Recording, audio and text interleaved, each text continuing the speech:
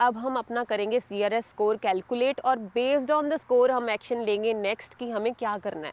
Maximum अगर आप बिल्कुल नए से स्टार्ट कर रहे हैं तो आपको 40-45 मिनट्स में आप एक्सप्रेस एंट्री में पूल में डाल सकते हैं। किसी कंसल्टेंट के पास जाने की ज़रूरत नहीं है, अपना पैसा ख़राब करने की ज़रूरत नहीं है। तो आपका स्कोर अगर कम भी है तो भी आपको PR का इन्वाइट आएगा। जी हाँ, अभी recently hey everyone, welcome to Sandy talks Canada. अगर आप कनाडा में PR के लिए अप्लाई करना चाहते हैं, चाहे आप आउटसाइड कनाडा हैं, चाहे आप एज ए स्टूडेंट हैं, आप मेरी वीडियो देख रहे हैं यहाँ पे कनाडा में, या फिर आप वर्क परमिट पे हैं, आप चाहते हैं कि मेरी PR हो जाए कनाडा में, उसी चीज़ के बारे में इस वीडियो में हम बात करेंगे डिटेल में, starting from the first step की प्रोसेस है क्या, करना कैसे है, CRS स्कोर कैसे कैलकुलेट करना है, प्रोग्राम्स ही इतने 80 से ऊपर प्रोग्राम्स हैं, कौन सा प्रोग्राम हमारे लिए सही रहेगा, कैसे हम डिसाइड करें। क्योंकि लोगों को यहीं पे कंफ्यूजन होती है कि भाई हमारा तो 450 स्कोर है, हमारा इन्वाइट आ नहीं रहा, इधर 300 वालों का इन्वाइट आ रहा है, 300 पे भी लोगों का इन्वाइट आ रहा है, 370 पे भी आ रहा है, वो कौन से लोग हैं और कौन कौन सी मिस्टेक्स आपको अवॉइड करनी है। सो बेसिकली बिगिनर लेवल पे अगर आप कनाडा में PR के लिए अप्लाई करना चाहते हैं, कैलकुलेट कैसे करना है CRS स्कोर, कौन से PR प्रोग्राम है, ये सारी चीज़ों के बारे में बात करेंगे। चलो जी, without any further ado let's start the video. सबसे पहले बेसिक से स्टार्ट करते हैं। अगर आप कनाडा PR के लिए अप्लाई करना चाहते हैं तो आपका जो स्कोर है ना, CRS स्कोर हम उसको बोलते हैं, कॉम्प्रिहेंसिव रैंकिंग सिस्टम, ये यूज़ किया जाता है कनाडा में। ये जो स्कोर है ना उस हिसाब से इनवाइट किया जाता है। अभी जो रीसेंट स्कोर है वो 500 से ऊपर चल रहा है। सो स्कोर को कैलकुलेट करना है। स्कोर किन किन चीज़ों से मिलके बनता है, मेन चीज़ें 4 हैं, इसके अलावा और भी चीज़ें हैं बट मेन 4 हैं। सबसे पहले आपका आ जाता है आपकी एज। सो एज का बड़ा फैक्टर है कि भाई एज अगर आपकी 30 से ऊपर होती जाती है ना तो आपके 5 पॉइंट कम हो जाते हैं एवरी ईयर। सो ये इंडिकेट हमें ये करता है कि भाई जो भी करना है जल्दी से कर लो, जितनी एज बढ़ती जाएगी तो फ्री में हमारा नुकसान होता जाएगा, हर साल हमारे पॉइंट्स कम होते जाएंगे। सो एज का आपको मैक्सिमम बेनिफिट मिल जाता है up till the age of 30। और उसके बाद आ जाता है आपका नेक्स्ट पॉइंट, वो है आपका वर्क एक्सपीरियंस। वर्क एक्सपीरियंस में भी आपको जब तक आपका 1 ईयर एक्सपीरियंस आपको मिनिमम चाहिए एक्सप्रेस एंट्री में, और 1 ईयर एक्सपीरियंस है, आप एलिजिबल हो जाते हैं, लेकिन आपको मैक्सिमम पॉइंट्स मिलेंगे जब आपको 3 साल का वर्क एक्सपीरियंस मिल जाता है। इसके बाद आ जाता है आपका एजुकेशन आपका जो भी लेवल ऑफ एजुकेशन है, आपने बैचलर्स किया तो आपको उस हिसाब से पॉइंट मिलेंगे, आपने मास्टर्स किया आपको उस हिसाब से पॉइंट्स मिलेंगे, कनेडियन एजुकेशन है तो आपको और पॉइंट्स मिलेंगे। तो ये चीज़ें आपको पॉइंट्स देती हैं लेवल ऑफ एजुकेशन की। बाकी एक चीज़ स्टूडेंट्स को मैं यहाँ पे रिकमेंड करना चाहती हूँ, PR अगर आप कनाडा में चाहते हैं कि आपकी जल्दी से जल्दी हो जाए तो एजुकेशन जो आप कोर्स लेके आ रहे हैं कनाडा में, उस पर ध्यान रखना बहुत ज़्यादा ज़रूरी है। क्योंकि अगर आपने 1 साल का कोर्स लिया तो आपको 1 ही साल का वर्क परमिट मिलेगा। अगर आपने 2 साल का कोर्स लिया तो आपको अप टू 3 इयर्स का वर्क परमिट मिलेगा। 1 साल के वर्क परमिट में आपके पास कुछ महीने तो आपके जॉब ढूंढने में ही निकल जाते हैं, आप 1 साल का वर्क एक्सपीरियंस भी पूरा नहीं कर पाओगे कनाडा में। इस वजह से 3 ईयर का वर्क परमिट आपको एक सेफ कंफर्ट जोन में ले जाता है कि भाई 3 साल हैं, जॉब में अगर 2-3 महीने लगेंगे भी तो भी हम आराम से अपना 1 ईयर का एक्सपीरियंस पूरा कर देंगे। 2 ईयर होंगे तो और पॉइंट्स मिल जाएंगे। हर प्रोविंस में इंटरनेशनल स्टूडेंट्स के लिए स्पेसिफिक प्रोग्राम होता है। मोस्टली प्रोग्राम्स में ये रिक्वायरमेंट होती है कि आपकी 2 साल की स्टडी उसी प्रोविंस में होनी चाहिए। सो जो स्टूडेंट्स हैं जो मिस्टेक कर देते हैं 1 साल का कोर्स लेने की, वो सीधा वहाँ पे इनएलिजिबल हो जाते हैं PR के लिए। फिर वो बोलते हैं कि भाई हमारी PR होने में 6 लग गए साल, 7 लग गए साल, क्योंकि गलती स्टार्टिंग में ही हो गई। सो स्टार्टिंग में ही ऐसी मिस्टेक ना करो कि आपकी PR लेट हो जाए। स्टार्टिंग से ही ऐसे स्टेप लेके चलो कि आपकी PR टाइम पे हो जाए। अब बात आ जाती है कि भाई हमने तो मिस्टेक कर ली, हम तो 1 साल का कोर्स लेके आ गए, तो ये नहीं है कि आप कुछ नहीं अब कर सकते। अगर आप 1 साल का कोर्स लेके आ गए हैं तो आप अपना जो स्टडी परमिट है वो एक्सटेंड करा सकते हैं, आप सेकेंड प्रोग्राम ले सकते हैं, लेकिन गैप नहीं होना चाहिए। एक प्रोग्राम आपने कंप्लीट किया, साथ के साथ आप सेकंड प्रोग्राम में अप्लाई कर सकते हैं। और इसके लिए आप कंसीडर कर सकते हैं हेल्प, जो कि एक प्रीमियम स्टडी अब्रॉड प्लेटफॉर्म है। अगर आपने सेकंड प्रोग्राम के लिए अप्लाई करना है, अपना स्टडी परमिट एक्सटेंड कराना है, या फिर किसी वजह से आपको अपना कॉलेज ही अच्छा नहीं लगा, क्योंकि वहाँ से तो कंसल्टेंट कुछ भी दे के भेज देते हैं, यहाँ पे आके आपको कॉलेज कोर्स अच्छा नहीं लगा, उसमें भी आपकी हेल्प करेंगे, यहाँ तक कि आपका स्टडी वीज़ा भी एक्सटेंड करा के देंगे। और अगर आप इनके थ्रू अप्लाई करते हो तो आपको मिलता है गारंटीड $500 बोनस। जी हाँ, आपको पैसे मिलेंगे once you complete first week of your classes. और यही नहीं, इसके अलावा आपको बहुत से बेनिफिट होते हैं थ्रू हेल्प। अगर आप अपने post graduation work permit apply करेंगे आफ्टर योर ग्रेजुएशन, राइट, या फिर अपनी PR की एप्लीकेशन लगाएंगे, आप वो फ्री में लगा सकते हैं थ्रू हेल्प, क्योंकि इनके साथ आप 1-on-1 अनलिमिटेड सेशन बुक कर सकते हैं इमिग्रेशन लॉयर्स के साथ, और ये आपकी $2000 से भी ऊपर की सेविंग है। अगर मेरे टाइम पे ये ऑप्शन होती तो मैंने भी यही चूज़ की होती, क्योंकि आपका जा कुछ नहीं रहा, लेकिन आपको बहुत सी बेनिफिट इसमें मिल रहे हैं। तो if you want to extend your study permit या फिर सेकंड प्रोग्राम के लिए आप अप्लाई करना चाहते हैं, आप मेरा लिंक डिस्क्रिप्शन में चेक कर सकते हैं, आप वहाँ पे हेल्प को कांटेक्ट कर सकते हैं, फ्री कॉल बुक कर सकते हैं। Now let's move on to the next point. Next आ जाता है आपका लैंग्वेज प्रोफिशिएंसी। ये बहुत ही इंपॉर्टेंट फैक्टर है क्योंकि एज आपके हाथ में नहीं है। एजुकेशन भी कुछ हद तक मैं बोलूँगी कि जो आपकी है एट प्रेजेंट आप एकदम से बढ़ा नहीं सकते, लेकिन लैंग्वेज ऐसी चीज़ है जो आप एकदम से बढ़ा सकते हैं, अच्छा स्कोर ले सकते हैं, ये आपके हाथ में है। तो इसकी वेटेज बहुत ज़्यादा है आपके केस में मैं बोलूँगी। तो मिनिमम जो एलिजिबिलिटी क्राइटेरिया है most of the PNP programmes में, सारे नहीं बोलूँगी, कुछ में कम भी है, लेकिन मोस्ट ऑफ द प्रोग्राम्स में और एक्सप्रेस एंट्री में बेसिकली आपको 6 इन ईच सेक्शन चाहिए। लिसनिंग में 6, रीडिंग, राइटिंग, स्पीकिंग सब में 6 चाहिए। अगर आपके 6 हैं तो आप एलिजिबल हो। एलिजिबल होने से ये मतलब नहीं है कि आपकी पीआर में पॉइंट्स बहुत अच्छे आ जाएंगे, सिर्फ आप एलिजिबल हो। सो इस वजह से रिकमेंड मैं आपको करूँगी CLB 9, Canadian language benchmark level 9। CLB 9 में आपको 8 चाहिए लिसनिंग में और 7 चाहिए आपको बाकी सेक्शन में, रीडिंग, राइटिंग, स्पीकिंग में। अगर 8,777 ले लेते हैं तो आप अपना जो स्कोर है काफ़ी इंप्रूव कर सकते हैं। सो ये आपके हाथ में है। बट मैं ये नहीं बोलूँगी कि अगर आप कर ही नहीं पा रहे हैं तो आपके पास और ऑप्शंस नहीं है। और भी ऑप्शंस हैं, ऐसा नहीं है जिनके 8,777 नहीं आते तो उनकी पीआर नहीं होती, लेकिन वो डिपेंड करता है डिफरेंट और चीज़ों पे कहाँ पे आप एलिजिबल हो। सो ये है लैंग्वेज प्रोफिशिएंसी। सो ये जो 4 रिक्वायरमेंट्स हैं, इसके अलावा नेक्स्ट आपको जैसे लैंग्वेज है उसके लिए आपको आइल्स करनी होती है, तो आइल्स आपको चाहिए, आइल्स जनरल आपको करनी है, तो ये आप पहले ही करके रख लो। स्टूडेंट्स को भी मैं यही रिकमेंड करती हूँ कि भाई 2 साल के लिए वैलिड होती है, पहले ही करके रख लो। यू नेवर नो कौन सा प्रोग्राम है, कहाँ पे आपका नाम आ जाए, तो वो भी हम बात करेंगे कहाँ कहाँ अप्लाई करना है। तो आइल्स करके रखो। और दूसरी चीज़ है आपकी वेस्ट करानी है, एजुकेशन क्रेडेंशियल असेसमेंट। ये आप वेस्ट से करा सकते हैं, मैंने वेस्ट से कराई थी तो मैं आपको वेस्ट ही रिकमेंड करूँगी। सो वेस्ट से आप अपनी ECA करा लेना अगर आपने बाहर से स्टडी की है कनाडा से। अगर आपने इनसाइड कनाडा की है तो आपको कराने की ज़रूरत नहीं है। ये आपको इक्वलेंसी दे देंगे कि भाई आपकी बैचलर्स कनाडा की बैचलर्स के इक्वल है, ये आपको चाहिए होगी। आपकी मास्टर्स कनाडा की मास्टर्स के इक्वल है, ये आपको चाहिए होगी। सो ये आप ज़रूर करा लेना। ये बेसिक्स जानने के बाद अब हम अपना करेंगे CRS स्कोर कैलकुलेट, और बेस्ड ऑन द स्कोर हम एक्शन लेंगे नेक्स्ट कि हमें क्या करना है। सो हमें जाना है वेबसाइट पे cic.gc.ca। आप या फिर गूगल पे डायरेक्ट टाइप कर लेना CRS कैलकुलेटर, आपको ये लिंक ऊपर मिल जाएगा। और इस पे हम वेबसाइट पे जाएंगे, यहाँ पे लिखा हुआ है CRS tool skilled immigrants express entry. So यहाँ पे इन्होंने बताया हुआ कि आप कब ये टूल यूज़ कर सकते हैं, बिल्कुल बेसिक सी इन्फॉर्मेशन है। Anyways will go ahead and calculate the CRS score. सबसे पहले इन्होंने पूछा है कि what is your marital status. ये आप अपना चूज़ कर सकते हैं कि आप मैरिड हैं या फिर नेवर मैरिड हैं। सो हम यहाँ पे नेवर मैरिड सेलेक्ट कर लेते हैं। उसके बाद इन्होंने पूछा है कि आप कितनी आपकी एज है। अभी के लिए हम 29 ईयर सेलेक्ट करेंगे कि आपको मैक्सिमम पॉइंट्स मिल रहे हैं। और नेक्स्ट इन्होंने पूछा है what is your level of education. यहाँ पे इन्होंने बताया हुआ है कि आपकी जो EC अगर आपने कराई है आप वो भी उस हिसाब से सिलेक्ट कर सकते हैं, या फिर कैनेडियन डिग्री डिप्लोमा या फिर वो। सो हम यहाँ पे सिलेक्ट करें कि हमारे पास मास्टर्स है, जैसे मेरे पास मास्टर्स थी, आप बैचलर्स भी कर सकते हैं, जो भी आपका लेवल ऑफ एजुकेशन है। उसके बाद इन्होंने कैनेडियन डिग्री पूछा, जैसे मैंने आपको बताया था कि अलग से पॉइंट्स मिलते हैं। कैनेडियन डिग्री है तो आप उस हिसाब से सिलेक्ट करना, नहीं है तो आप उस हिसाब से सिलेक्ट करना। तो हम यहाँ पे सिलेक्ट कर रहे हैं येस हमारे पास है। उसके बाद इन्होंने पूछा है what is your level of education. यहाँ पे अगेन हम अपना सिलेक्ट करेंगे डिग्री और डिप्लोमा, क्योंकि एक ही सेक्शन में ये है।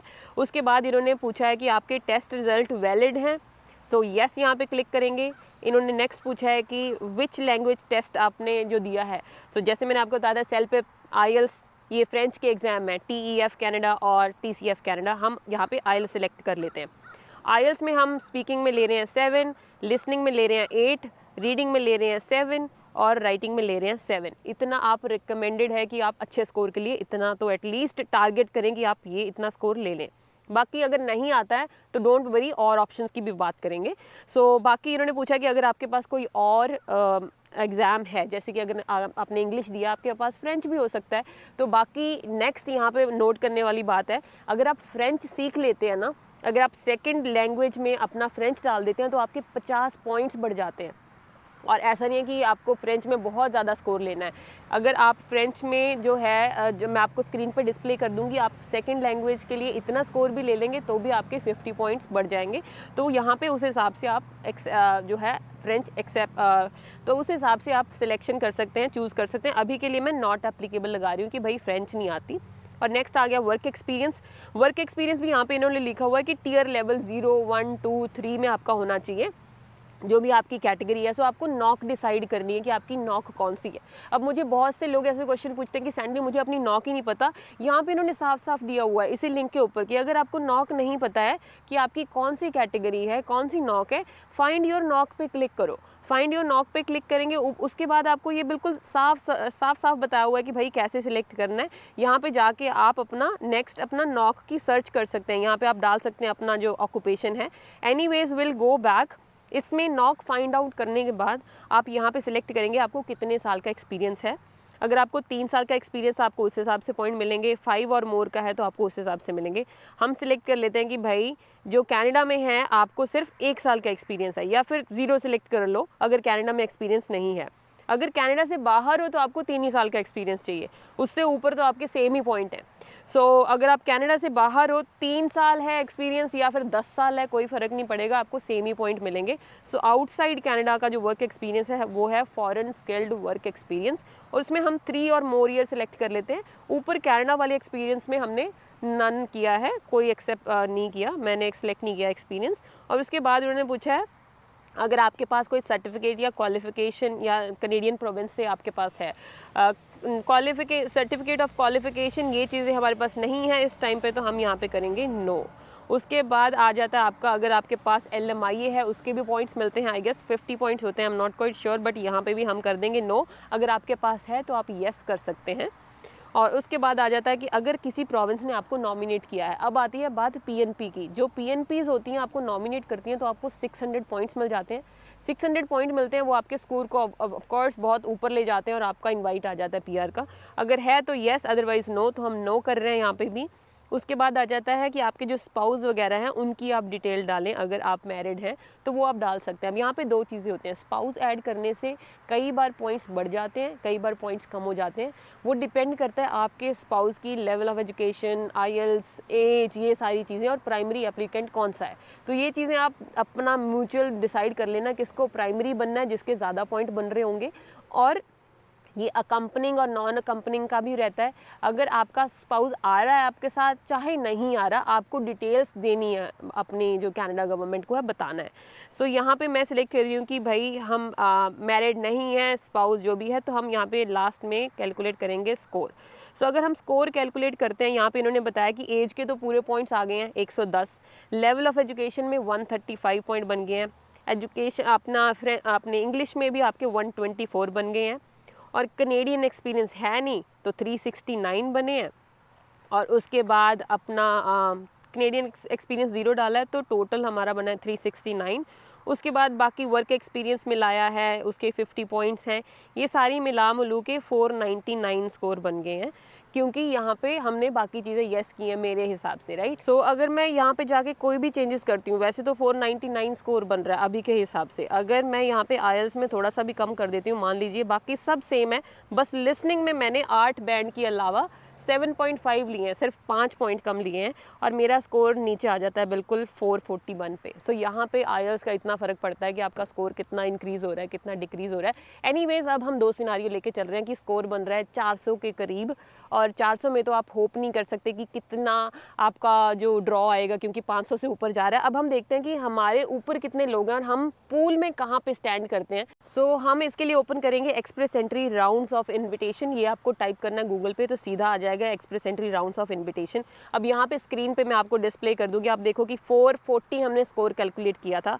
440 वाली जो रेंज है वो है 401 से लेके 450 तक, उसमें 53,000 कैंडिडेट्स हैं, और उससे ऊपर वाली रेंज है 451 से 460, 12,000, ऐसे करके बहुत ज़्यादा कैंडिडेट हैं। अगर आपका स्कोर बनता है कि मान लीजिए 500 से ऊपर भी इतने लोग हैं, 500 से ऊपर 600 स्कोर तक 2000 लोग तो वही बैठे हुए हैं। बट एनीवेज तो यहाँ से आपको गेस्टिमेट लग जाएगा कि भाई कितने लोग बैठे हैं। बट यही नहीं कि अगर आपका स्कोर जो है बहुत कम है और आपके आगे बहुत ज़्यादा लोग हैं तो आपका कोई चांस ही नहीं है। बहुत से रीसेंट चेंजेस हुए हैं एक्सप्रेस एंट्री में। It's not just point based system, बहुत से नए जो प्रोग्राम्स गवर्नमेंट लेके आई है बेस्ड ऑन स्किल्ड कैंडिडेट्स। अगर आपकी स्किल डिमांड में है तो आपका स्कोर अगर कम भी है तो भी आपको PR का इनवाइट आएगा। जी हाँ, अभी रिसेंटली इन्होंने ड्रॉ निकाला था फ्रेंच स्पीकिंग स्किल्ड वर्कर का, 375 स्कोर गया था और 3800 लोगों को बुलाया था।